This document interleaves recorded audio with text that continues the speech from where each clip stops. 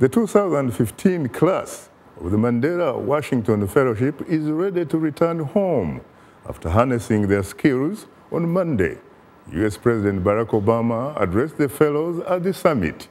My colleague Esther Githui Ewart was there. Often referred to as Africa's best and brightest, the yearly fellows say they're ready to take their position as leaders in innovation and business and turn the African continent around with positive economic change. Welcoming the U.S. President to the podium, Grace Jerry of Nigeria echoed the feelings of most yearly fellows about their newfound source of inspiration.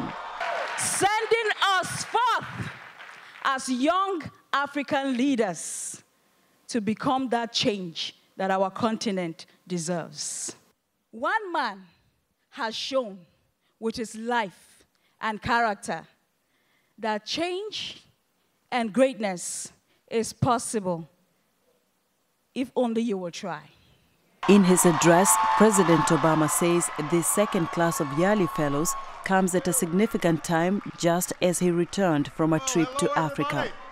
Many of you know I just returned from Africa, and it was my fourth trip to sub-Saharan Africa, more than any other U.S. president, and I was proud to be the first U.S. president to visit Kenya, the first to visit Ethiopia,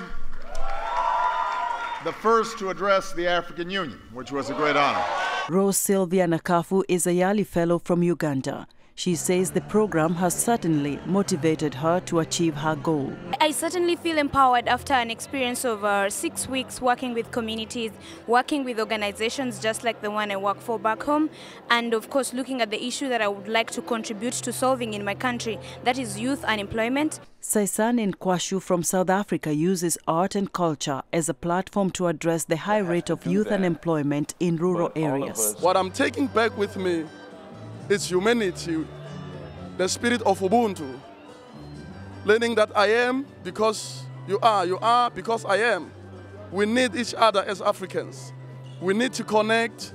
The world is becoming a global village. Kezi Mukiri, a fellow from Kenya, started off as a lawyer, but is now focused on women entrepreneurship. I have a passion for entrepreneurship because I have seen the journey of how much you can change people's lives through entrepreneurship. You create solutions, you create employment, and you even give hope to a generation that did not have hope. Besides the yearly regional center in Nairobi, Kenya, President Obama announced that a new facility opened Monday in Accra, Ghana, and 2 more will be opening later in Pretoria, South Africa, and Dakar, Senegal, to empower young Africans. That's why I launched YALI, the Young African Leaders Initiative, to help you access the resources.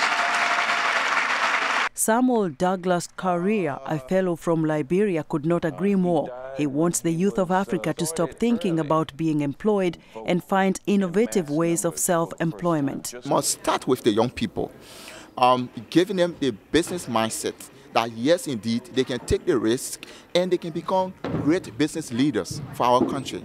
And for Vimbisho Mashumba of Zimbabwe, President Obama's speech struck a chord among the Mandela Washington Fellows. One of the most powerful things the president spoke about was access to education. So I was also torn between education and entrepreneurship because I do believe that entrepreneurship is the vehicle that will bring Africa out of poverty.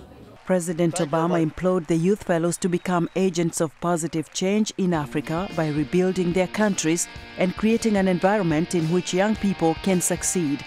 Esther Githui Ewart, VOA News, Washington.